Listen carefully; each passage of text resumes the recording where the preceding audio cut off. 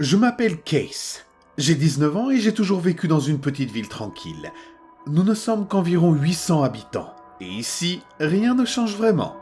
Les gens vivent lentement, très lentement. Tu te lèves tôt, tu vas travailler, tu t'arrêtes peut-être au diner pour déjeuner, puis tu t'assois sur ton porche le soir pour parler du temps qu'il fait. On dit que rien ne se passe jamais ici, mais ce n'est pas tout à fait vrai. Certaines choses se sont produites, des choses étranges. Dans notre ville, il y a un endroit que tout le monde évite.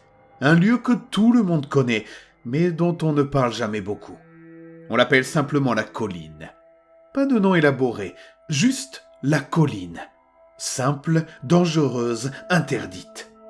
Quand nous étions enfants, nos parents nous répétaient de ne jamais nous en approcher. « Reste loin de la colline », disaient-ils. « N'y joue pas, n'y va pas, ne la regarde même pas trop longtemps. » Mais personne ne nous disait pourquoi.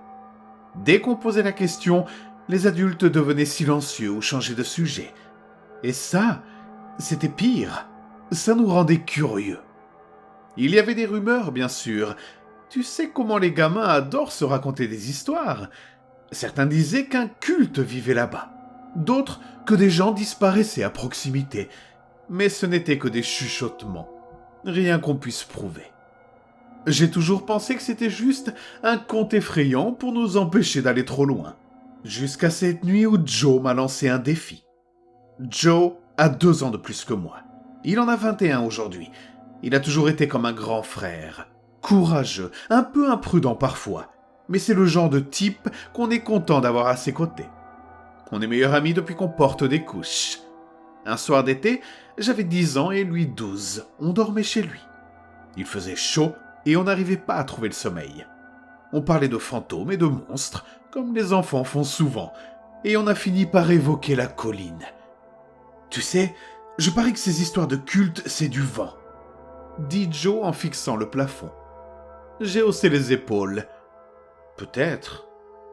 Il s'est tourné vers moi et a souri. Tu veux aller voir ? Je me suis figé. J'avais envie de dire non, mais je ne l'ai pas fait. Je ne voulais pas qu'il pense que j'étais une poule mouillée, même si j'avais peur. On a pris 2 lampes torches et on a filé par la porte arrière, juste après minuit. Les rues étaient désertes, juste le son des insectes et le gravier sous nos chaussures. L'air était lourd, comme avant un orage. On a atteint la colline au bout d'une dizaine de minutes. Elle paraissait plus grande la nuit. L'herbe ondulait comme des vagues dans l'obscurité et la lune rendait tout plus froid qu'en réalité. On a grimpé lentement, les lampes basses. Arrivé en haut, on a rampé jusqu'au bord et on a jeté un coup d'œil. C'est là qu'on les a vus. Une vingtaine de personnes se tenaient en cercle au pied de la colline, sous le grand chêne qui était là depuis toujours. Ils portaient de longues robes noires et des masques blancs, lisses et sans traits.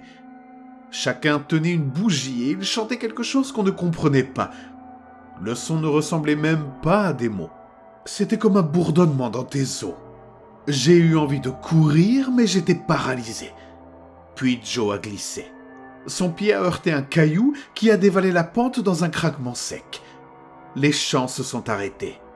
Toutes les têtes se sont tournées vers nous. On n'a pas attendu. On a détalé à toute vitesse, à travers l'herbe, en descendant de l'autre côté de la colline et en traversant les rails. Je jure que j'ai entendu quelqu'un nous poursuivre, mais je ne me suis pas retourné. On a arrêté de courir que dans le jardin derrière chez Joe. Le cœur battant, les poumons en feu. On est resté là longtemps sans dire un mot. Après ça, on n'a plus jamais vraiment reparlé de ce qu'on avait vu. On a fait comme si de rien n'était. Mais chaque fois que je passais près de la colline, je sentais des yeux sur moi. Les années ont passé, on a fini l'école et commencé à travailler. La petite ville est restée la même, calme en apparence. Mais ce sentiment, celui qui te dit que quelque chose ne va pas, ne nous a jamais quittés. Il y a quelques mois, Joe est venu me voir avec un drôle d'air. « T'as déjà pensé à y retourner ?» m'a-t-il demandé. Je n'ai pas répondu tout de suite. Une partie de moi y avait déjà pensé, l'autre voulait oublier. On est grand maintenant, on peut gérer, on pourrait découvrir ce qui se passe vraiment. J'aurais dû dire non, je ne l'ai pas fait. On y est donc retourné. Cette fois avec de meilleures lampes, des couteaux pliants au cas où, et nos téléphones. Il était environ 1 heure du matin quand on a atteint la colline. L'herbe était toujours haute, le vent toujours silencieux.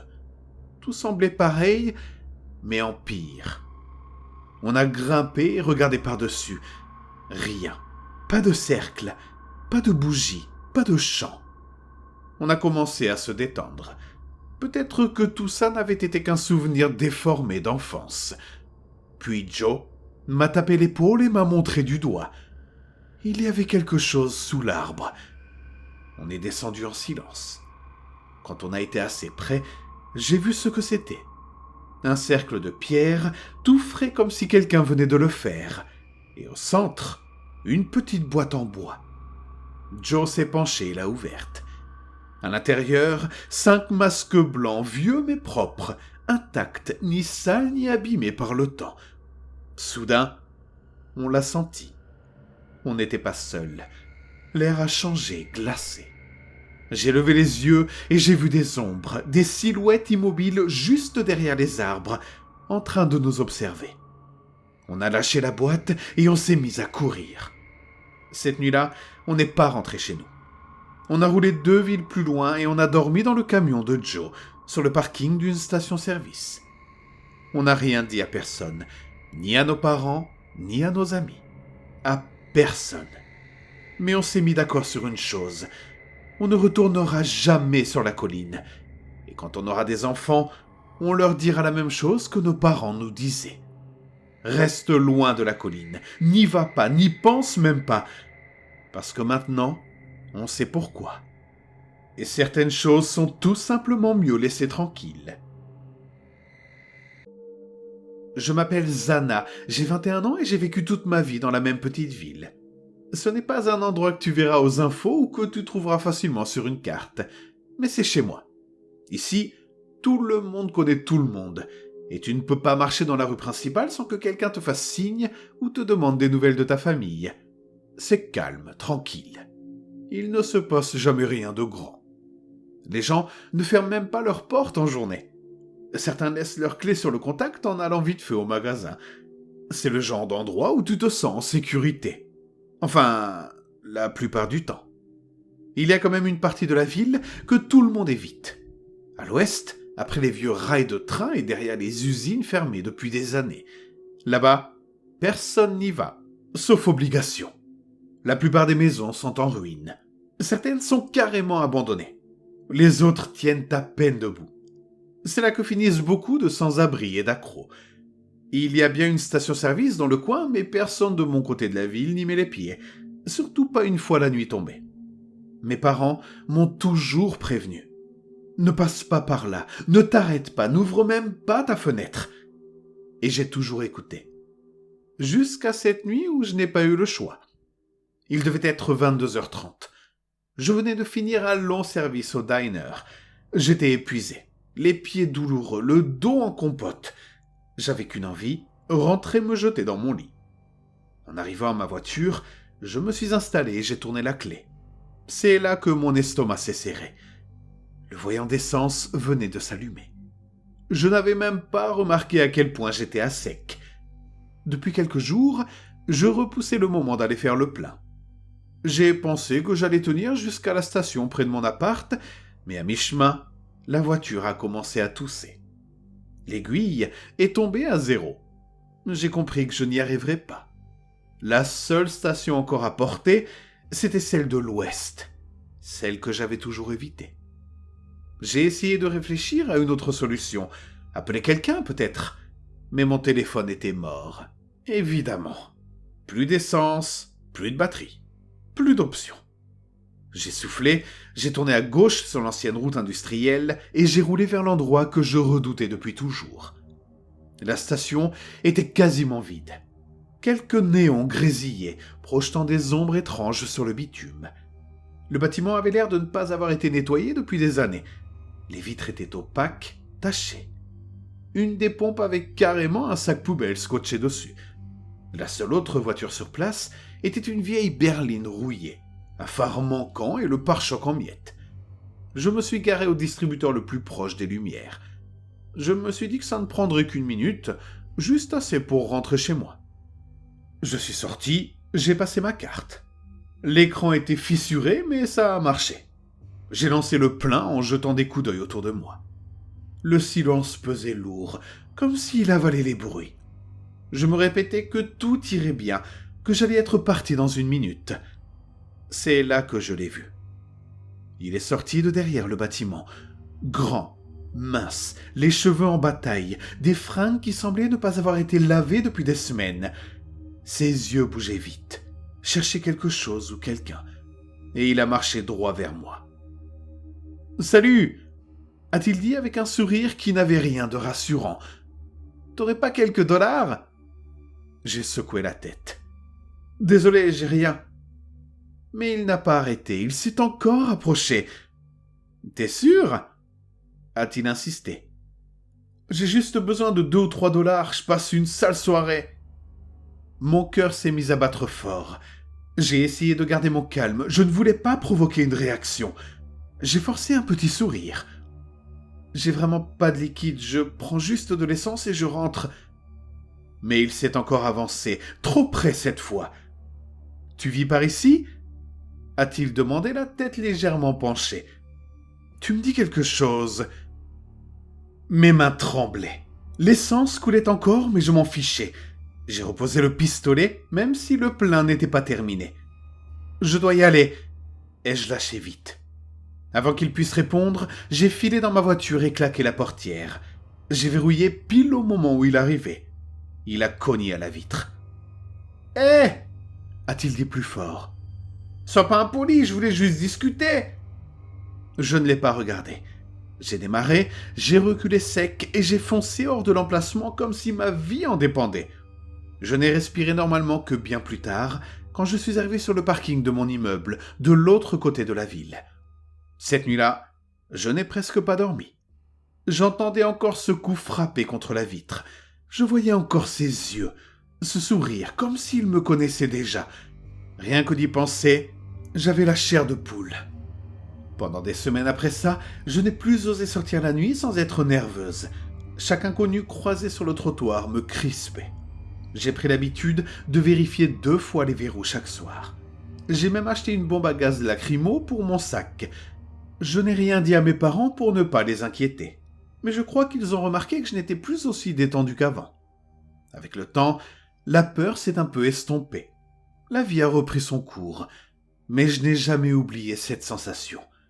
J'aime ma ville, c'est un bon endroit, mais j'ai appris que même les bons endroits ont leurs recoins sombres. Des lieux dont personne ne parle, mais qui ressemblent à un mauvais rêve. Et parfois, il suffit d'une seule mauvaise nuit pour comprendre que la sécurité, c'est quelque chose de fragile.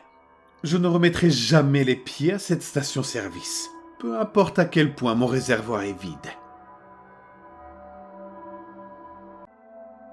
Salut à tous, je m'appelle Richard.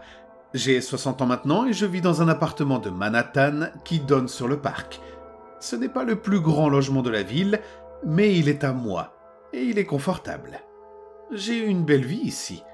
Une carrière dans la finance, quelques bons investissements, un peu de chance aussi qui m'a permis de prendre ma retraite tôt. Aujourd'hui, je m'occupe avec des associations caritatives, des visites de musées et beaucoup trop de café pris dans le petit bistrot en bas de ma rue.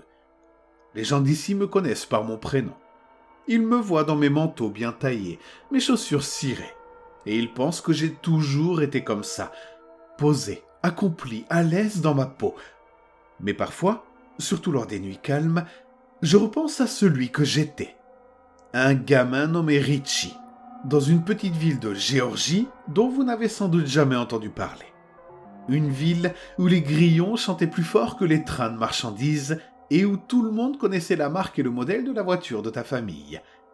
J'ai vraiment aimé cette ville, mais je l'ai aussi crainte. Il y a un souvenir qui ne m'a jamais quitté, malgré les années passées sous les lumières de la grande ville. C'était l'été 1975. J'avais 10 ans. À l'époque, nous vivions à la lisière de cette petite ville de 2000 habitants tout au plus, si l'on comptait les vaches. Mon père travaillait à la scierie, ma mère restait à la maison. Moi, je passais mes journées à vélo, à explorer les chemins de terre et à m'imaginer cascadeur, cow-boy ou n'importe quel rôle plus grand que moi. Ce jour-là avait commencé comme les autres. J'étais allé chez mon ami Tommy après le petit déjeuner.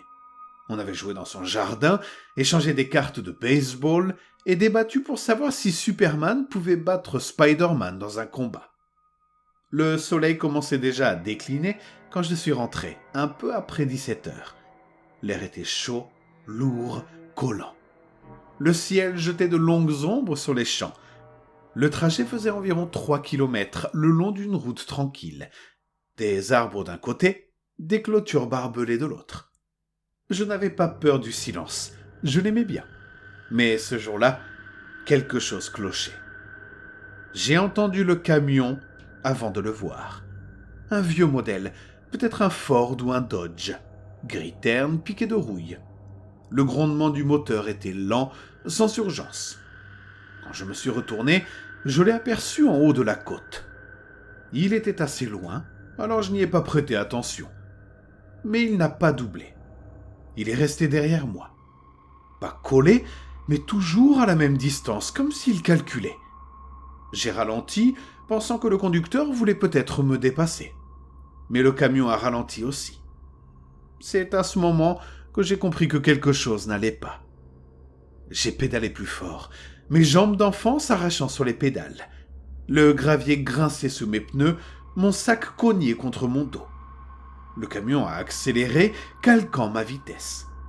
Pas rapidement, pas brutalement, juste en suivant. Plus loin, la route traversait un petit bois. Un sentier étroit où je passais parfois pour rentrer plus lentement. Ce jour-là, je n'avais pas prévu de le prendre. Mais quand j'ai vu les arbres, je n'ai pas réfléchi. J'ai tourné d'un coup. Mon pneu a dérapé sur le gravier, mais je me suis rattrapé. Le chemin était à peine large pour un vélo, plein de racines et de branches mortes. Derrière moi, le camion s'est arrêté net au bord de la route. Il n'est pas entré. Il est juste resté là. Je n'ai pas regardé en arrière. J'ai abandonné mon vélo dès que j'étais assez loin, parce que le bruit des pneus pouvait me trahir. J'ai couru, le souffle brûlant ma poitrine, les branches griffant mes jambes. Je ne me suis arrêté qu'en trouvant un tronc tombé. Je me suis glissé en dessous, plaqué contre la terre fraîche, et j'ai attendu. Les minutes passaient. Puis 1 heure. Le bois s'assombrissait, les ombres semblaient bouger toutes seules. J'entendais les cigales, mais j'étais aux aguets du moindre bruit de pas ou de moteur. À un moment, j'ai entendu des feuilles craquer tout près. J'ai retenu mon souffle si longtemps que j'en ai eu mal. Mais rien n'est venu. Puis tout est redevenu calme. Quand la nuit est tombée, je suis sorti lentement, à moitié accroupi. J'ai jeté un œil vers la route, le camion avait disparu. J'ai marché jusqu'à l'endroit où j'avais laissé mon vélo. Mais il n'était plus là. À la place, juste l'herbe aplatie. Pas de pneus, pas de morceaux, juste vide. J'ai figé. J'ai eu envie de crier, mais je ne savais même pas qui appeler. Alors j'ai marché. Chaque bruit me faisait sursauter. Chaque ombre me donnait l'impression d'être observé. J'ai continué sans courir, un pas après l'autre. Quand j'ai atteint le perron, ma mère était dehors en train d'appeler mon nom. Elle m'a serré si fort que j'ai eu du mal à respirer. Je ne lui ai pas raconté la vérité. J'ai juste dit que je m'étais perdu. Le lendemain, j'y suis retourné. J'ai dit à mes parents que j'allais encore chez Tommy, mais je voulais vérifier. J'ai refait la même route, le cœur battant. J'ai fouillé les bois, mais rien. Le vélo avait disparu pour de bon. Mes parents m'en ont racheté un plus tard, mais je n'ai jamais repris ce chemin. Jamais. J'ai grandi, j'ai quitté cette ville après le lycée, je suis monté vers le nord, j'ai fait mes études, travaillé, construit ma vie. Maintenant, je vis à New York, où les rues ne dorment jamais, et où il y a trop de monde pour que tu remarques si quelqu'un a peur du noir. Mais je n'ai jamais oublié cette nuit-là. Ce camion, ce silence. Parfois, je me demande qui conduisait. Pourquoi il ne m'a pas poursuivi plus loin? Ce qu'il voulait. À quoi il pensait en emportant mon vélo? Peut-être que c'était juste un voisin qui voulait effrayer un gamin. Peut-être que c'était bien pire. Je ne le saurai jamais. J'avais 23 ans quand c'est arrivé. C'était en novembre 2017. J'avais retrouvé un vieil ami, un garçon de 22 ans que je connaissais depuis quelques années déjà. On s'était rencontrés à l'origine sur un site de rencontre, mais très vite, notre relation était devenue strictement amicale. Il n'y avait jamais eu de signe d'alerte. Mon instinct ne m'avait rien dit, je lui faisais totalement confiance. On s'était donné rendez-vous derrière la gare routière, sur une petite colline herbeuse entourée d'arbres et d'un grand mur. L'idée, c'était juste de fumer un peu, de se détendre et de discuter. Le début de la rencontre s'est bien passé. Je n'étais pas une grande fumeuse. J'avais commencé à fumer du cannabis quelques mois avant. Et il avait apporté quelque chose de nouveau à me faire essayer, du Purple Haze. Je n'étais pas inquiète, je lui faisais confiance et je n'aurais jamais imaginé qu'il puisse me mentir. Il avait roulé un gros blunt, mais je n'ai fumé qu'un quart. On a discuté de tout et de rien, du travail, de nos anciennes relations, de banalités. Mais au bout d'une demi-heure, j'ai commencé à me sentir très mal. Une lourdeur m'a envahi, une anxiété intense, une sensation étrange, comme si tout en moi criait que je n'étais plus en sécurité. J'ai soudain eu envie de partir, de rentrer chez moi. Quand je lui ai dit que je voulais rentrer, il a insisté pour me raccompagner. « Laisse-moi te ramener, tu seras en sécurité avec moi, je ne te ferai pas de mal. » Je lui ai répondu non plusieurs fois. Je voulais rentrer seul. Mais en descendant la colline, je me sentais de plus en plus bizarre, comme si je marchais sur un nuage. La tête qui tournait, la vue trouble, je commençais à paniquer. Heureusement, à l'approche de la gare routière, il y avait du monde. Je me suis senti soulagé. Si quelque chose arrivait, quelqu'un pourrait intervenir. Mais en réalité, c'est à ce moment que j'ai eu le plus peur de lui. Mon instinct me hurlait de l'éviter. Je lui ai dit que j'allais appeler un taxi, là, sur place, et rentrer seul. Son ton a changé. Il est devenu sec, autoritaire. « Je vais te ramener. » Et il a attrapé ma veste. J'ai résisté. Il a tiré plus fort et je suis tombé contre lui. Il m'a serré et m'a répété que je n'avais pas besoin d'avoir peur de lui. Mais j'étais terrifié. Ma vision se brouillait, je tremblais. J'ai réussi à le repousser et à sortir mon téléphone pour appeler un taxi. Il a essayé de me l'arracher des mains en hurlant dans mon visage « Tu ne comprends jamais rien, je vais te ramener !» Heureusement, quelques personnes s'étaient arrêtées. Une femme m'a demandé si ça allait. Je me souviens juste que je voulais rentrer chez moi, rien d'autre. Cette femme a appelé un taxi pour moi et elle est restée à mes côtés jusqu'à ce qu'il arrive. Pendant ce temps, il n'arrêtait pas d'insister pour que je vienne avec lui, qu'il allait me ramener. Mais elle lui a dit de partir et que c'était elle qui s'occuperait de moi. Finalement, il s'est éloigné. Quand le taxi est arrivé, elle m'a aidé à monter. Une fois chez moi, j'ai payé le chauffeur. Je lui ai dit de garder la monnaie et je me suis précipité à l'intérieur. Je n'avais qu'une envie, me réfugier dans mon lit, le seul endroit où je me sentais à l'abri. Cette nuit-là, je suis resté allongé 5 heures à fixer le plafond, incapable de dormir, incapable même de réfléchir. Je ne sais pas si ma mère est venue me voir, je n'ai aucun souvenir. J'étais juste figé, attendant que la paranoïa et le malaise passent. Quand enfin j'ai repris mon téléphone, j'ai vu l'écran. 32 appels manqués, 10 messages vocaux, plus de 50 textos. Certains messages demandaient simplement où j'étais, si j'étais bien rentré. Mais un des vocaux m'a glacé. Sa voix disait qu'il avait des fantasmes, m'emmener chez lui, m'attacher, me bander les yeux, me forcer à me soumettre. Je l'ai immédiatement bloqué partout. Instagram, Snapchat, Discord, son numéro. Avant ça, je lui avais écrit un dernier message. « Si tu me contactes encore, j'appelle la police. » Pendant 1 mois, plus rien. Puis un soir, j'ai reçu un SMS d'un numéro inconnu. « Comment tu vas ?» J'ai ignoré. Quelques minutes plus tard, « Tu me manques, on se revoit bientôt. » J'ai répondu « Qui est-ce ?» Pas de réponse. Quand j'en ai parlé à des amis, beaucoup m'ont dit que ce n'était pas du cannabis qu'ils m'avaient fait fumer. Selon eux, c'était sûrement du spice. Ça ressemble à de l'herbe, mais c'est beaucoup plus puissant et extrêmement dangereux.